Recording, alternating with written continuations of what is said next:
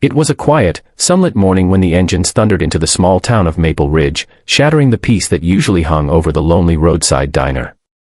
The rumble grew louder until the windows trembled, and every head turned as a group of bikers pulled into the gravel lot, their black leather jackets reflecting the sharp light. Among them was their leader, Rex Malone, a man whose name carried weight far beyond the rumbling of his Harley.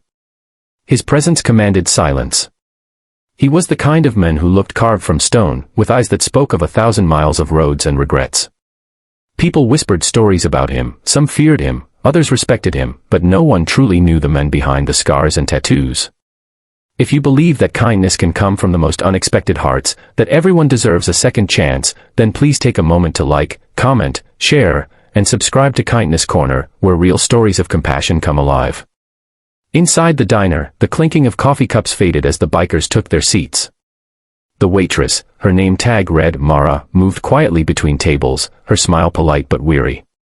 She was young, maybe 30, with tired eyes that held the weight of too many sleepless nights. When she leaned forward to pour coffee, Rex noticed something beneath her attempt at cheer, a faint bruise near her jawline, half covered by foundation, the kind that no makeup could fully hide. It wasn't the first time he'd seen something like that. It stirred memories of his past, the kind of past that still haunted him when the nights grew too long. Mara worked in silence, keeping her eyes down. Her hands trembled slightly as she placed a plate before him. Rex's gaze lingered not with anger, but with concern. He didn't say a word, but inside, something shifted, a quiet fury mixed with an ache he hadn't felt in years. He saw himself in her fear. Years ago, he'd lost someone he loved to the same kind of pain, the kind no one spoke about, the kind hidden behind closed doors. That memory had been buried under layers of roughness, but now, standing before this bruised waitress, it clawed its way back to the surface. Outside, the sky turned gray, and the wind began to pick up dust from the lot. The other bikers laughed among themselves, but Rex wasn't listening.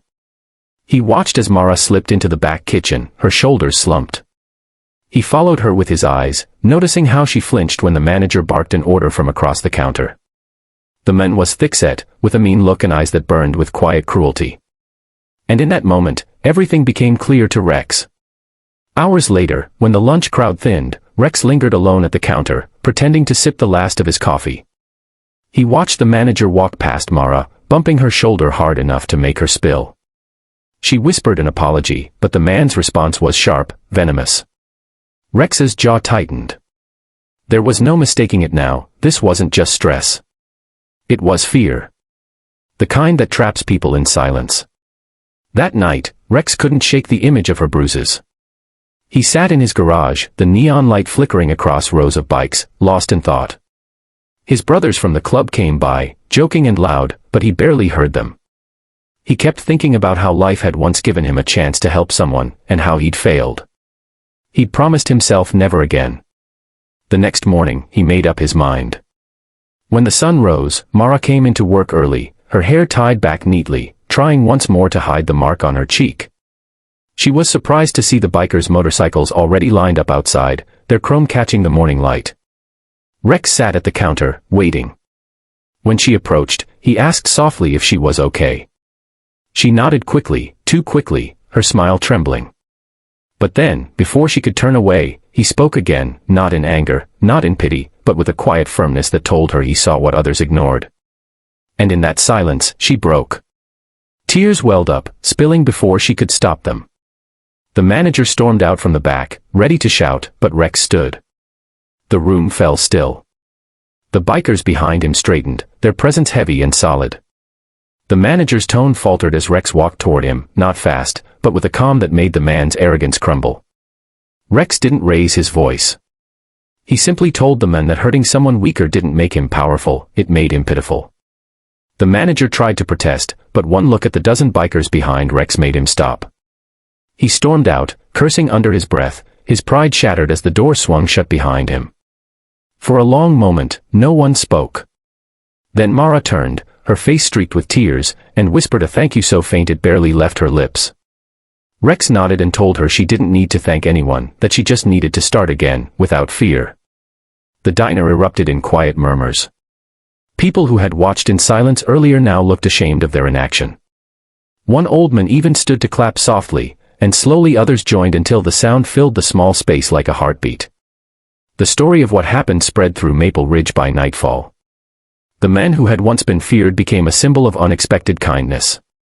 People began to see the bikers differently, less as outlaws and more as protectors. Mara left her job at the diner and found work at a small cafe across town, where the owner treated her with respect. Sometimes Rex would stop by for coffee, not as a savior, but as a friend checking in. Each time she smiled now, it reached her eyes. But the most surprising part wasn't what Rex did that day, it was how it changed him. For years, he'd lived behind walls built from guilt and loss. Helping her broke something open. It reminded him that even the toughest hearts could still heal others. His club brothers noticed the change too. They began organizing charity rides for women's shelters, food drives, and community work. What started as a single act of courage turned into a movement that softened an entire town's perception of them. One evening months later, as the sun set over Maple Ridge, Mara stood outside the diner, now under new management, and saw a familiar line of motorcycles pass by. The leader raised a hand as he rode past, a quiet acknowledgement, a bond formed not by words but by shared humanity. She smiled, her heart full, knowing that sometimes kindness doesn't come wrapped in gentle hands, it comes roaring in on two wheels, wearing leather, and a heart that has known pain. If this story touched your heart or reminded you that real strength lies in compassion, please don't forget to like, share, and subscribe to Kindness Corner, where we celebrate the goodness that still exists in this world. Before you go, comment below, do you believe even the toughest people can have the softest hearts?